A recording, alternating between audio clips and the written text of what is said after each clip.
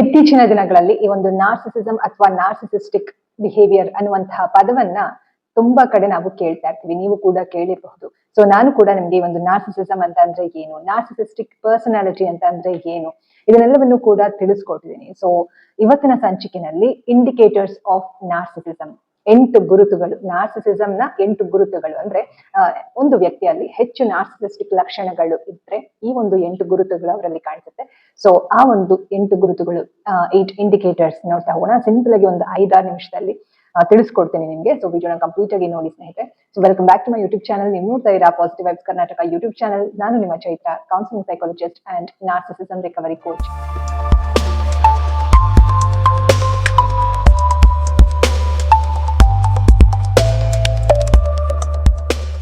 ಸ್ನೇಹಿತರೆ, ಈಗ ಆಲ್ರೆಡಿ ನಾವು ಹೆಲ್ತ್ ರಿಲೇಟೆಡ್ ವಿಡಿಯೋಸ್ ಗಳಲ್ಲಿ ಸಾಕಷ್ಟು ವಿಚಾರಗಳನ್ನ ತಿಳ್ಕೊಂಡಿದೀವಿ. ದೈಹಿಕವಾಗಿ ಏನೆಲ್ಲ ಸಮಸ್ಯೆಗಳು ಬರುತ್ತೆ, ಜೊತೆಗೆ ನಾರ್ಸಿಸಿಸಂ ರಿಕವರಿನಲ್ಲಿ ಕೂಡ ಸಾಕಷ್ಟು ವಿಚಾರಗಳನ್ನ ತಿಳ್ಕೊಂಡಿದೀವಿ. ಜೊತೆಗೆ ಸೋಲ್ ಅವೇರ್ನೆಸ್ ನಲ್ಲಿ ಕೂಡ ವಾಟ್ ಈಸ್ ಸೋಲ್ ಅಂತ ನಾನು ಕಳೆದ ಸಂಚಿಕೆನಲ್ಲಿ ತಿಳಿಸ್ಕೊಟ್ಟಿದ್ದೆ. ಸೊ ನೀವೇನಾದ್ರು ಫಸ್ಟ್ ಟೈಮ್ ನನ್ನ ಚಾನಲ್ ನೋಡ್ತಾ ಇದ್ರೆ ಚಾನಲ್ಗೆ ಸಬ್ಸ್ಕ್ರೈಬ್ ಮಾಡ್ಕೊಳ್ಳೋದನ್ನ ಮರಿಬೇಡಿ. ಹಾಗೆ ಬೆಲ್ ಐಕಾನ್ ನ ಒತ್ತಿ ನಾನು ಯಾವುದೇ ವಿಡಿಯೋ ಹಾಕಿದ್ರು ನಿಮಗೆ ನೋಟಿಫಿಕೇಶನ್ ಬರುತ್ತೆ. ಸೊ ನೀವೇನಾದ್ರು ಕೌನ್ಸಿಲಿಂಗ್ ಸೆಷನ್ಸ್ ಅಟೆಂಡ್ ಮಾಡ್ಬೇಕು ಅಂತಂದ್ರೆ ಸ್ಕ್ರೀನ್ ಮೇಲೆ ಕೊಟ್ಟಿರುವಂತಹ ನಂಬರ್ಗೆ ಕಾಲ್ ಮಾಡಿ ಕೌನ್ಸಿಲಿಂಗ್ ಸೆಷನ್ ನ ಬುಕ್ ಮಾಡ್ಕೊಳ್ಬಹುದು. ಹಾಗೆ ಮೇಲ್ ಐಡಿ ಕೂಡ ಕೊಟ್ಟಿರ್ತೀನಿ. ಮೇಲ್ ಮುಖಾಂತರ ಕೂಡ ನೀವು ನನ್ನನ್ನ ಕಾಂಟ್ಯಾಕ್ಟ್ ಮಾಡ್ಬೋದು ಸ್ನೇಹಿತರೆ. ಸೊ ನನ್ನ ವಿಡಿಯೋಸ್ ಅಲ್ಲಿ ನಿಮ್ಗೆ ಮೈಂಡ್, ಬಾಡಿ, ಸೋಲ್ ಹೀಲಿಂಗ್, ಮನಸ್ಸು, ದೇಹ, ಆತ್ಮ ಮೂರರ ಬ್ಯಾಲೆನ್ಸ್ಡ್ ಲೈಫ್, ಮನಸ್ಸು, ದೇಹ, ಆತ್ಮದ ಚೇತರಿಕೆಯ ವಿಡಿಯೋಗಳು ನೋಡೋದಕ್ಕೆ ಸಿಗುತ್ತೆ. ಮೈಂಡ್, ಬಾಡಿ, ಸೋಲ್ ಹೀಲಿಂಗ್ ಅನ್ನೋದು ತುಂಬಾನೇ ಮುಖ್ಯ. ಸೊ ಇವತ್ತಿನ ವಿಡಿಯೋನಲ್ಲಿ ನಾವು ಮೈಂಡ್ ರಿಲೇಟೆಡ್ ಕಾನ್ಸೆಪ್ಟ್ಗಳು, ಅಂದ್ರೆ ಈ ಒಂದು ನಾರ್ಸಿಸಿಸಂ ರಿಕವರಿ ಕಾನ್ಸೆಪ್ಟ್ ಗಳಲ್ಲಿ ಒಂದಾಗಿರುವಂತಹ ಟಾಪಿಕ್ ನ ನಾವು ತಿಳ್ಕೊಳ್ತಾ ಇದೀವಿ. ಅಂದ್ರೆ ಗುರುತುಗಳು. ಈ ಒಂದು ನಾರ್ಸಿಸಿಸಂ ಅನ್ನುವಂತಹ ಏನು ಕಾನ್ಸೆಪ್ಟ್ ಏನಿದೆ, ಈ ಒಂದು ಲಕ್ಷಣಗಳು ಹೆಚ್ಚಾಗಿ ಕಾಣುತ್ತೆ ಕೆಲವರಲ್ಲಿ. ಸೊ ಅಂತಹ ಜನರಲ್ಲಿ ಈ ಒಂದು 8 ಇಂಡಿಕೇಟರ್ಗಳು, ಗುರುತುಗಳು ಯಾವ್ದೆಲ್ಲ ಇರುತ್ತೆ ಅಂತ ನೋಡೋಣ. ಯಾಕಂದ್ರೆ ತುಂಬಾ ಜನಕ್ಕೆ ರಿಪೀಟೆಡ್ ಆಗಿ ಕೆಲವೊಂದು ಎಮೋಷನಲ್ ಪ್ಯಾಟರ್ನ್ಸ್ ಬರ್ತಾ ಇರುತ್ತೆ. ಪದೇ ಪದೇ ಕೆಲವೊಂದು ಪ್ಯಾಟರ್ನ್ ಅಂತ ಅಂದ್ರೆ ಏನ್ ಹೇಳಿ ಮತ್ತೆ ಮತ್ತೆ ರಿಪೀಟ್ ಆಗ್ತಾ ಇರುತ್ತೆ. ಅಲ್ಲಿ ಗ್ರೋತ್ಗೆ ಅವಕಾಶ ಆಗೋದಿಲ್ಲ. ಮತ್ತೆ ಮತ್ತೆ ಒಂದೇ ರೀತಿ ರಿಪೀಟ್ ಆಗ್ತಾ ಇರುತ್ತೆ ಅವರ ಒಂದು ಎಮೋಷನ್ ಪ್ಯಾಟರ್ನ್ಸ್. ಹಾಗಾಗಿ ಏನೆಲ್ಲ ಇರುತ್ತೆ ಅನ್ನೋದನ್ನ ನಾವು ನೋಡ್ತಾ ಹೋಗೋಣ. ಸೊ ಮೊದಲನೇದಾಗಿ ನೀಡ್ ಫಾರ್ ಕಂಟ್ರೋಲ್ ಅಂತಂದ್ರೆ ನಾರ್ಸಿಸಿಸಂ ಟ್ರೇಟ್ಸ್ ಜಾಸ್ತಿ ಇರುವಂತವರಿಗೆ ಸಿಚುವೇಶನ್ಸ್, ಕೆಲವೊಂದು ಸಿಚುವೇಶನ್ಸ್ ಗಳಲ್ಲಿ ಅವರು ತುಂಬಾನೇ ಕಂಟ್ರೋಲಿಂಗ್ ಆಗಿ ಕಾಣ್ತಾ ಇರ್ತಾರೆ. ಅಂದ್ರೆ ಆಲ್ಮೋಸ್ಟ್ ಯಾವಾಗ್ಲೂ ಅವರು ಅವರದೇ ಒಂದು ಹಿಡಿತದಲ್ಲಿ ಎಲ್ಲ ಒಂದು ಸಂದರ್ಭಗಳಲ್ಲಿ, ಎಲ್ಲ ಒಂದು ಸಿಚುವೇಶನ್ಸ್ ಗಳಲ್ಲಿ ಅವರ ಒಂದು ಹಿಡಿತದಲ್ಲಿ ಎಲ್ಲ ಕಾರ್ಯಗಳು, ಕೆಲಸಗಳು ನಡಿಬೇಕು ಅನ್ನುವ ಅಂತಹ ಮನೋಭಾವವನ್ನ ಅವರು ಹೊಂದಿರ್ತಾರೆ ಅಂತ ಹೇಳ್ಬೋದು. ಪೀಪಲ್ ನ ಕಂಟ್ರೋಲ್ ಮಾಡುವಂತಹ ಒಂದು ಮನೋಭಾವ ಆಗಿರ್ಬೋದು, ಇದು ಸ್ಟ್ರಾಂಗ್ ಆಗಿ ಇರುತ್ತೆ ಇಂತಹ ಒಂದು ವ್ಯಕ್ತಿಗಳಲ್ಲಿ. ಕಂಟ್ರೋಲ್ ಇವರು ತಪ್ಪು ಹೋದ್ರೆ ಅನ್ಕಂಫರ್ಟಬಲ್ ಫೀಲ್ ಮಾಡ್ತಾರೆ. ಇವರ ಕಂಟ್ರೋಲ್ ನಲ್ಲಿ ಇರ್ಲಿಲ್ಲ ಸಿಚುವೇಶನ್ ಅಥವಾ ವ್ಯಕ್ತಿಗಳು ಅಂತ ಅಂದ್ರೆ ಇವ್ರಿಗೆ ತುಂಬಾನೇ ಅನ್ಕಂಫರ್ಟಬಲ್ ಫೀಲ್ ಆಗುತ್ತೆ. ಓಕೆನಾ. ಇನ್ನು ಎರಡನೇದಾಗಿ ಲೋ ಎಂಪತಿ ಅಥವಾ ನೋ ಎಂಪತಿ. ಅಂದ್ರೆ ಕೆಲವರಿಗೆ ತುಂಬಾ ಕಮ್ಮಿ ಎಂಪತಿ ಇರುತ್ತೆ, ಅನುಕಂಪ ಇರುತ್ತೆ. ಕೆಲವರಿಗೆ ಅನುಕಂಪ ಅನ್ನೋದೇ ಇರೋದಿಲ್ಲ. ಈ ರೀತಿ ವೇರಿಯಸ್ ಟೈಪ್ಸ್ ಗಳು ಇರುತ್ತೆ. ಅದನ್ನ ಮುಂಬರುವ ದಿನಗಳಲ್ಲಿ ತಿಳಿಸ್ಕೊಡ್ತೀನಿ. ಇದು ಸಿಂಪಲ್ ಆಗಿ ಅರ್ಥ ಮಾಡ್ಕೊಳ್ಳಿ. ಅನುಕಂಪ ಅನ್ನೋದು ಇವರಲ್ಲಿ ತುಂಬಾ ತೀರಾ ಕಮ್ಮಿ ಇರುತ್ತೆ. ಇತರರ ಫೀಲಿಂಗ್ಸ್ ನ ಅರ್ಥ ಮಾಡ್ಕೊಳ್ಳೋದು, ಬೇರೆಯವರ ಒಂದು ಫೀಲಿಂಗ್ಸ್ ನ ಇವರಿಗೆ ಅರ್ಥ ಮಾಡ್ಕೊಳ್ಳುವಂತಹ ಒಂದು ಏನು ಶಕ್ತಿ ಇರೋದಿಲ್ಲ, ಆ ಒಂದು ಮನೋಭಾವ ಇರೋದಿಲ್ಲ ಅಂತಾನೆ ಹೇಳ್ಬೋದು. ಬಟ್ ಅದನ್ನ ರೂಢಿಸ್ಕೊಳ್ಬಹುದು. ಅದಕ್ಕೂ ಕೂಡ ನಿಮ್ಗೆ ಯಾವ ರೀತಿ ಅದನ್ನ ರಿಕವರಿ ಮಾಡ್ಕೊಳ್ಬಹುದು ಅನ್ನೋದನ್ನ ತಿಳಿಸ್ಕೊಡ್ತೀನಿ. ಸೊ ಅವರ ಒಂದು ಪೇನ್ ಏನಿರುತ್ತೆ ಅದನ್ನ ಅವರು ಮರೆಮಾಚೋದಕ್ಕೆ ಒಂದ್ ರೀತಿ ಕಂಟ್ರೋಲಿಂಗ್ ಆಗಿ ಫೀಲ್ ಮಾಡ್ತಾ ಇರ್ತಾರೆ. ಅವರ ಒಂದು ಇನ್ಸೆಕ್ಯೂರಿಟಿನ ಮರೆಮಾಚೋದಕ್ಕೆ ಕಂಟ್ರೋಲಿಂಗ್ ಆಗಿ ಬೇರೆಯವ್ರನ್ನ ಕಂಟ್ರೋಲ್ ಮಾಡುವ ರೀತಿನಲ್ಲಿ ಫೀಲ್ ಮಾಡ್ತಾ ಇರ್ತಾರೆ. ಬಟ್ ಬೇರೆಯವ್ರಿಗೆ ನೋವಾದಾಗ ಇವರಿಗೆ ಎಂಪತಿ, ಕರುಣೆ ಅನ್ನೋದು ಇರೋದಿಲ್ಲ. ಸೊ ನಿಮ್ಮ ಒಂದು ಪೇನ್ ನ ಡಿಸ್ಮಿಸ್ ಮಾಡ್ತಾರೆ. ಅದು ಕಾಮನ್ ಆಗಿ ಇರುತ್ತೆ. ಅಂದ್ರೆ ನಿಮ್ಗೆ ಏನಾದ್ರು ನೋವಾಗ್ತಾ ಇದ್ರೆ ನಿಮ್ಮ ಒಂದು ನೋವನ್ನ ತಿರಸ್ಕಾರ ಮಾಡ್ತಾರೆ, ಅಲ್ಲಗಳಿತಾರೆ. ನಿಮ್ಮ ನೋವಿಗೆ ಅವರು ವ್ಯಾಲ್ಯೂ ಕೊಡೋದಿಲ್ಲ.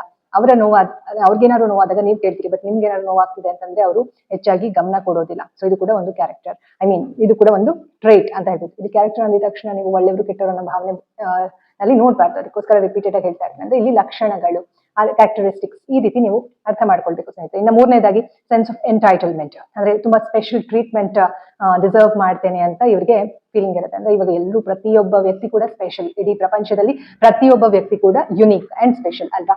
ಆದ್ರೆ ಈ ಒಂದು ನಾರ್ಸಿಸಿಸ್ಟಿಕ್ ಟ್ರೇಟ್ಸ್ ಜಾಸ್ತಿ ಇರೋದ್ರಲ್ಲಿ ಅವರು ಬೇರೆ ಎಲ್ಲರೂ ಕೂಡ ಏನು ಸ್ಪೆಷಲ್ ಅಲ್ಲ, ನಾನ್ ಮಾತ್ರ ಸ್ಪೆಷಲ್ ಅನ್ನುವಂತಹ ಒಂದು ಭಾವನೆ ಜಾಸ್ತಿ ಇರುತ್ತೆ ಅಂತ ಹೇಳ್ಬೋದು.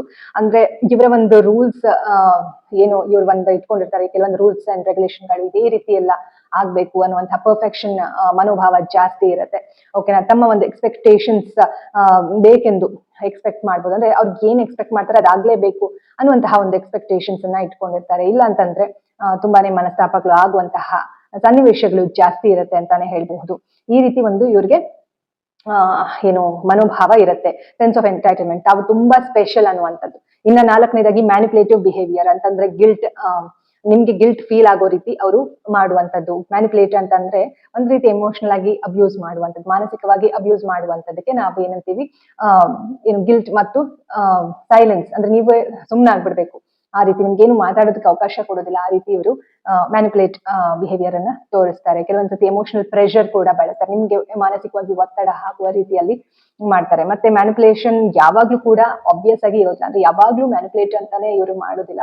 ಬಟ್ ಕೆಲವೊಂದ್ಸತಿ ಅದು ಹೋಗ್ತಾ ಹೋಗ್ತಾ ಅದು ಇವಾಗ ಒಂದು ಸೈಕಲ್ ನಲ್ಲಿ ಫಸ್ಟ್ ಸ್ಟಾರ್ಟಿಂಗ್ ಎಲ್ಲ ಚೆನ್ನಾಗಿರ್ತಾರೆ, ಆ ಒಂದು ಸೈಕಲ್ ಮತ್ತೆ ಶುರು ಆಗೋ ಟೈಮಲ್ಲಿ ಮತ್ತೆ ಏನಾಗುತ್ತೆ, ಕೊನೆ ಹಂತದಲ್ಲಿ ಎಲ್ಲ ಚೆನ್ನಾಗಿದೆ ಅನ್ನುವಾಗ ಮತ್ತೆ ಏನೋ ತೊಂದರೆ ಆಗಿ ನಿಮ್ಗೆ ನೋವಾಗೋ ರೀತಿ ಮಾಡುವಂತದ್ದು, ಈ ರೀತಿ. ಅದಾದ್ಮೇಲೆ ಮತ್ತೆ ಸರಿ ಹೋಗ್ತಾರೆ, ನಿಮ್ಗೆ ಕನ್ಫ್ಯೂಷನ್ ಕ್ರಿಯೇಟ್ ಆಗುತ್ತೆ, ಇವ್ರು ಏನಪ್ಪಾ ಇವ್ರು ಒಳ್ಳೆ ತರನು ಇರ್ತಾರೆ, ಒಂದ್ ರೀತಿ ನಂಗೆ ಮ್ಯಾನಿಪುಲೇಟ್ ಮಾಡ್ತಾ ಇದಾರೆ, ಈ ರೀತಿ ಫೀಲಿಂಗ್ ಬರುತ್ತೆ ನಿಮ್ಗೆ. ಓಕೆನಾ?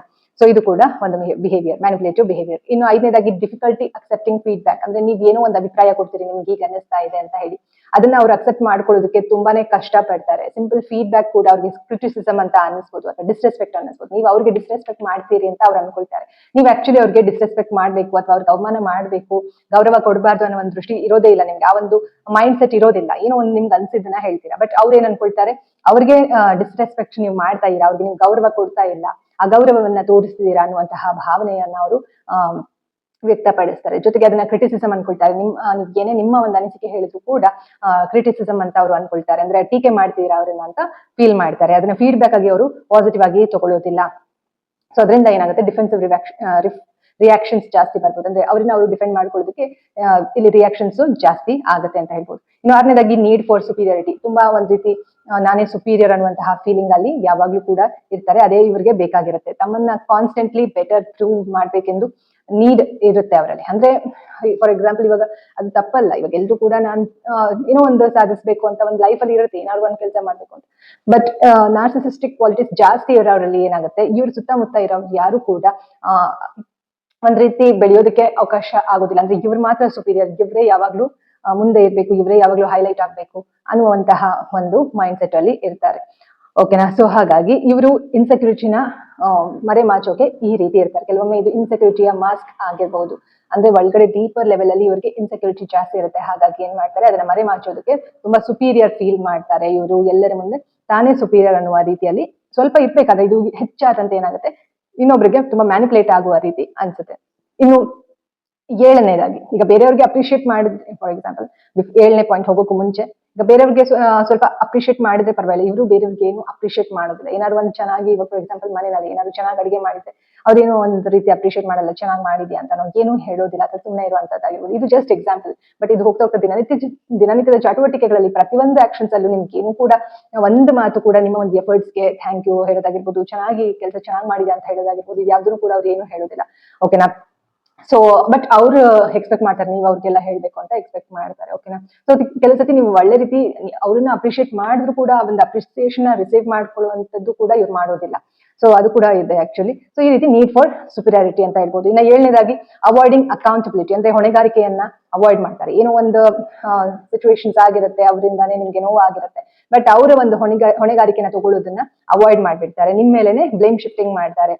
ತಪ್ಪನ್ನ ಒಪ್ಕೊಳ್ಳುವಂತಹ ಮನಸ್ಥಿತಿ ಅವರಲ್ಲಿ ಇರೋದಿಲ್ಲ, ಬ್ಲೇಮ್ ಶಿಫ್ಟ್ ಮಾಡ್ತಾರೆ. ಮತ್ತೆ ಎಮೋಷನಲಿ ನಿಮ್ಗೆ ತುಂಬಾನೇ ಕಷ್ಟ ಆಗುತ್ತೆ, ಏನಿದು ನಾನು ಏನು ತಪ್ಪು ಮಾಡ್ತಿದ್ರು ಈ ರೀತಿ ಆಯ್ತಲ್ಲ ಅಂತ ನಿಮ್ಗೆ ಅನ್ನಿಸ್ಬಿಡುತ್ತೆ, ಈ ರೀತಿ. ಇನ್ನು ಎಂಟನೇದಾಗಿ ಫಿಯರ್ ಆಫ್ ವಾಲ್ನರಬಿಲಿಟಿ, ಅಂದ್ರೆ ಹೊರಗೆ ಸ್ಟ್ರಾಂಗ್ ಆಗಿ ಕಾಣಿಸ್ಕೊಳ್ತಾರೆ. ಇವರಲ್ಲಿ ಒಂದು ವೀಕ್ನೆಸ್ ಇದೆ, ಅಥವಾ ಏನೋ ಒಂದು ನೋವಿದೆ, ಅಥವಾ ಏನೋ ಒಂದು ಭಾವನೆಗಳು ಇವರಲ್ಲಿ ಕೆಲವೊಂದು ಇರೋದನ್ನ ಇವರು ತೋರಿಸ್ಕೊಳ್ಳೋದಿಲ್ಲ. ಆಯ್ತಾ? ಹೊರಗಡೆಯಿಂದ ಸ್ಟ್ರಾಂಗ್ ಆಗಿರುತ್ತೆ. ವಲ್ನರಬಿಲಿಟಿ ಅಂದ್ರೆ ಗೊತ್ತಲ್ವಾ ಇವಾಗ ನಿಮ್ಗೆ, ಈಗ ಎಲ್ಲರಲ್ಲೂ ಕೂಡ ಕೆಲವೊಂದು ವೀಕ್ನೆಸ್ ಇರುತ್ತೆ, ಕೆಲವೊಂದು ಸ್ಟ್ರಾಂಗ್ ಪಾಯಿಂಟ್ಸ್ ಇರುತ್ತೆ, ವೀಕ್ ಪಾಯಿಂಟ್ಸ್ ಇರುತ್ತೆ. ಸೊ ಹಾಗಾಗಿ ಯಾರಲ್ಲಿ ಏನಾದ್ರು ವೀಕ್ನೆಸ್ ಇತ್ತು ಅಂದ್ರೆ ಅದನ್ನ ನಾವು ಸರಿಪಡಿಸ್ಕೊಂಡು, ಇವಾಗ ಏನೋ ಒಂದು, ಇವಾಗ ಮಕ್ಕಳೇ ಆಗಿದ್ರೆ ಇವಾಗ ಕ್ಲಾಸ್ ರೂಮ್ ಅಲ್ಲಿ ಕೆಲವರು ಚೆನ್ನಾಗಿ ಓದ್ತಾ ಇರ್ತಾರೆ, ಕೆಲವರು ಡಲ್ ಆಗಿರ್ತಾರೆ. ಅಂತಹ ಮಕ್ಕಳಲ್ಲಿ ಈಗ ಚೆನ್ನಾಗಿ ಓದ್ತಿಲ್ಲ ಅಂತ ಹೇಳಿ ಅವ್ರನ್ನವರು ಇನ್ಸೆಕ್ಯೂರ್ ಫೀಲಿಂಗ್ ಅಲ್ಲೇ ಇದ್ರೆ ಏನಾಗುತ್ತೆ, ಅದು ಮುಂದೊಂದ್ ದಿನ ತುಂಬಾನೇ ಪ್ರಾಬ್ಲಮ್ ಆಗುತ್ತೆ. ಬಟ್ ಅವ್ರಿಗೆ ನಾವು ಯಾವಾಗ ಸೇಫ್ ಫೀಲಿಂಗ್ ಕೊಡ್ತೀವಿ, ಇಲ್ಲ ಏನ್ ತೊಂದರೆ ಇಲ್ಲ, ಯು ಕ್ಯಾನ್ ಡೂ ಇಟ್ ಅಂತ ಹೇಳಿ, ತಪ್ಪು ಮಾಡೋದು ಇಟ್ ಇಸ್ ರಿಯಲಿ ಕಾಮನ್. ಜೊತೆಗೆ ಲರ್ನಿಂಗ್, ಎಲ್ಲರ ಒಂದು ಲರ್ನಿಂಗ್ ಎಬಿಲಿಟೀಸ್ ಡಿಫ್ರೆಂಟ್ ಇರುತ್ತೆ. ಕೆಲವರು ಒಬ್ಬೊಬ್ರು ಒಂದೊಂದ್ರಲ್ಲಿ ಏನೋ ಚೆನ್ನಾಗಿ ಆಕ್ಟಿವ್ ಆಗಿ ಏನೋ ಕಲ್ತ್ಕೊಳ್ತಾ ಇರ್ತಾರೆ ವಿಷಯಗಳನ್ನ, ಒಬ್ಬೊಬ್ಬರಿಗೆ ಒಂದೊಂದ್ರಲ್ಲಿ ಇಂಟ್ರೆಸ್ಟ್ ಇರುತ್ತೆ, ಈ ರೀತಿ. ಹಾಗಾಗಿ ಎವ್ರಿವನ್ ಇಸ್ ಯುನೀಕ್ ಅನ್ನೋದನ್ನ ಮಕ್ಕಳಿಂದಾನೇ ಕಲಿಸ್ಬೇಕು. ಬಟ್ ಕೆಲವೊಂದು ವಾತಾವರಣಗಳಲ್ಲಿ ಮಕ್ಕಳನ್ನ ಯಾವ ರೀತಿ ಏನು ಬೆಳೆಸಲಾಗಿರುತ್ತೆ ಅಂತಂದ್ರೆ ಅವ್ರಿಗೆ ಒಂದು ಸೇಫ್ಟಿ ಇಲ್ಲದೆ ಇರುವಂತಹ ಒಂದು ವಾತಾವರಣ ಇರುತ್ತೆ. ಅಂತಹ ಟೈಮಲ್ಲಿ ಒಂದು ನಾರ್ಸಿಸಿಸ್ಟಿಕ್ ಕ್ವಾಲಿಟೀಸ್ ಹೆಚ್ಚಾಗಿ ಬರುವಂತಹ ಸಾಧ್ಯತೆ ಜಾಸ್ತಿ ಇರುತ್ತೆ ಅಂತಾನೆ ಹೇಳ್ಬೋದು. ಸೊ ಇಂಥ ಟೈಮಲ್ಲಿ ಏನ್ ಮಾಡ್ತಾರೆ, ಇವರ ಒಂದು ವೀಕ್ನೆಸ್ ಏನಿರುತ್ತೆ ಅದನ್ನ ತೋರಿಸ್ಕೊಳ್ಳೋಕೆ ಹಿಂಜರಿತಾರೆ, ಅದನ್ನ ಮರೆಮಾಚೋದಕ್ಕೆ ಸುಪೆರಿಯಾರಿಟಿ ಅನ್ನೋದು ಜಾಸ್ತಿ ತೋರಿಸುವಂತದ್ದು. ಸೊ ದೊಡ್ಡವರಾಗ್ತಾ ಆಗ್ತಾ ತುಂಬಾ ಕಷ್ಟ ಆಗುತ್ತೆ. ವಲ್ನರಬಿಲಿಟಿ ತೋರಿಸ್ಬೇಕು ಯಾವಾಗ್ಲೂ ಕೂಡ. ನಾವೇನಾದ್ರೂ ದುಃಖ ಆದಾಗ ಅದನ್ನ ಎಕ್ಸ್ಪ್ರೆಸ್ ಮಾಡುವಂತದ್ದು ಅಥವಾ ಬೇಜಾರಾದಾಗ ಎಕ್ಸ್ಪ್ರೆಸ್ ಹೇಳ್ಕೊಳ್ಳುವಂತದ್ದು ಇನ್ನೊಬ್ಬರಿಗೆ, ಪ್ರೀತಿ ಪಾತ್ರರಿಗೆ. ಬಟ್ ಇವ್ರು ಯಾವ್ದು ಹೇಳ್ಕೊಳ್ಳೋದಿಲ್ಲ, ಅವರ ಒಂದು ಭಾವನೆಗಳನ್ನ ಎಲ್ಲೂ ಶೇರ್ ಮಾಡೋದಿಲ್ಲ, ಯಾರ ಹತ್ರನೂ ಶೇರ್ ಮಾಡೋದಿಲ್ಲ. ಅದೊಂದು. ಸೊ ಶೇಮ್ ಫೀಲ್ ಮಾಡ್ತಾರೆ ಇವ್ರು. ಏನಾದ್ರು ಅಂತ ದುಃಖವಾಗಿ ಭಾವನೆಗಳನ್ನ ವ್ಯಕ್ತಪಡಿಸಿದ್ರೆ ಶೇಮ್ ಫೀಲ್ ಮಾಡ್ತಾರೆ. ಬಟ್ ದುಃಖ ಮಾಡ್ಕೊಳ್ಳೋದು ಇದೆಲ್ಲ ಯಾವ್ದು ಕೂಡ ವೀಕ್ನೆಸ್ ಅಲ್ಲ ಅನ್ನೋದನ್ನ ಅರ್ಥ ಮಾಡ್ಕೊಳ್ಬೇಕು. ಓಕೆನಾ. ಎಮೋಷನಲ್ ವಾಲ್ಸ್ ಅನ್ನ ಬಿಲ್ಡ್ ಮಾಡ್ಬಿಡ್ತಾರೆ. ಅಂದ್ರೆ ಯಾರು ಇವರ ಒಂದು ಭಾವನೆಗಳನ್ನ ಏನು ತಿಳ್ಕೊಳ್ದೇ ಇರೋ ತರ ಒಂದು ವಾಲ್ ನ ಕ್ರಿಯೇಟ್ ಮಾಡ್ಬಿಟ್ಟಿರ್ತಾರೆ. ಅಂದ್ರೆ ಇವರ ಒಂದು ಏನು ಭಾವನೆಗಳನ್ನ ವ್ಯಕ್ತಪಡಿಸೋದಿಲ್ಲ, ದೇ ಡೋಂಟ್ ಎಕ್ಸ್ಪ್ರೆಸ್ ಅಲ್ವಾ. ಹಾಗಾಗಿ ನಮ್ಗೆ ಗೊತ್ತಾಗೋದಿಲ್ಲ ಇವರ ಒಂದು ಮೈಂಡ್ ಅಲ್ಲಿ ಏನಿರುತ್ತೆ ಅಂತ ಹೇಳಿ. ಸೊ ಫಿಯರ್ ಆಫ್ ವಲ್ನರಬಿಲಿಟಿ ಕೂಡ ಒಂದು ಏನು ಲಕ್ಷಣ ಅಂತ ಹೇಳ್ಬೋದು, ಗುರುತು, ಇಂಡಿಕೇಟರ್ಸ್ ಅಲ್ಲಿ. ಸೊ 8 ಇಂಡಿಕೇಟರ್ಸ್ ನಾವು ತಿಳ್ಕೊಂಡ್ವಿ. ಸೊ ಐ ಹೋಪ್ ಈ ಒಂದು ವಿಡಿಯೋ ನಿಮ್ಗೆ ಯೂಸ್ಫುಲ್ ಆಯ್ತು ಅಂತ. ಸೊ ಏನಾದ್ರೂ ಇನ್ನೂ ಒಂದ್ಸತಿ ವಿಡಿಯೋ ನೋಡ್ಬೇಕಂದ್ರೆ ರಿಪೀಟೆಡ್ ಆಗಿ ನೋಡಿ ಮತ್ತೊಮ್ಮೆ. ಸೊ ಈ ಒಂದು 8 ಲಕ್ಷಣಗಳು ಹೆಚ್ಚಾಗಿ ಇತ್ತು ಅಂತಂದ್ರೆ ಅವರಲ್ಲಿ ನಾರ್ಸಿಸಿಸ್ಟಿಕ್ ಕ್ವಾಲಿಟೀಸ್ಗಳು ಹೆಚ್ಚಾಗಿದೆ ಅಂತ ಅರ್ಥ. So this are the 8 indicators of narcissism ಅಂತ ಹೇಳ್ಬೋದು. ಸೊ ಮುಂದಿನ ವಿಡಿಯೋಗಳಲ್ಲಿ ಇನ್ನಷ್ಟು ನಾರ್ಸಿಸಿಸಮ್ ರಿಲೇಟೆಡ್ ಕಾನ್ಸೆಪ್ಟ್ ಗಳನ್ನ ತಿಳಿಸ್ಕೊಡ್ತೀನಿ. ಟಾಕ್ಸಿಕ್ ರಿಲೇಶನ್ಶಿಪ್ ಆಗಿರ್ಬೋದು, ಸ್ಟ್ರೆಸ್ ಮ್ಯಾನೇಜ್ಮೆಂಟ್ ಆಗಿರ್ಬೋದು, ರಿಲೇಶನ್ಶಿಪ್ ಅನ್ನ ಯಾವ ರೀತಿ ಮ್ಯಾನೇಜ್ ಮಾಡಬಹುದು, ಹೇಗೆ ನೆಮ್ಮದಿಯ ಜೀವನವನ್ನ ಸಾಧಿಸಬಹುದು ಅನ್ನುವಂತಹ ವಿಚಾರಗಳನ್ನ ತಿಳಿಸ್ಕೊಡ್ತೀನಿ. ಹಾಗೆ ಹೆಲ್ತ್ ಅವೇರ್ನೆಸ್ ವಿಡಿಯೋಸ್ ಕೂಡ ಬರ್ತಾ ಹೋಗುತ್ತೆ, ಸ್ಪಿರಿಚುವಲ್ ಹೀಲಿಂಗ್ ವಿಡಿಯೋಸ್ಗಳು ಕೂಡ ಬರ್ತಾ ಹೋಗುತ್ತೆ. ನೀವು ಇನ್ನೂ ಕೂಡ ಸಬ್ಸ್ಕ್ರೈಬ್ ಮಾಡ್ಕೊಂಡಿಲ್ಲ ಚಾನಲ್ಗೆ ಅಂದ್ರೆ ದಯವಿಟ್ಟು ಸಬ್ಸ್ಕ್ರೈಬ್ ಮಾಡ್ಕೊಂಡು ವಿಡಿಯೋಸ್ಗಳನ್ನ ನೋಡಿ. ಹಾಗೆ ಕೌನ್ಸಿಲಿಂಗ್ ಸೆಷನ್ಸ್ ಅಟೆಂಡ್ ಮಾಡಬೇಕು ಅಂದ್ರೆ ಸ್ಕ್ರೀನ್ ಮೇಲೆ ಕೊಟ್ಟಿರುವಂತಹ ನಂಬರ್ಗೆ ಕಾಲ್ ಮಾಡಿ ಅಂತ ಹೇಳ್ತಾ ಇವತ್ತಿನ ಒಂದು ವಿಡಿಯೋನ ಮುಗಿಸೋಣ ಸ್ನೇಹಿತರೆ. ಮುಂದಿನ ವಿಡಿಯೋ ಮತ್ತೆ ಭೇಟಿ ಆಗೋಣ. Awareness is the beginning of your healing journey. Think positive, B optimist, life is beautiful and make the most of it. ಎಲ್ಲರಿಗೂ ಶುಭವಾಗಲಿ. ಧನ್ಯವಾದಗಳು.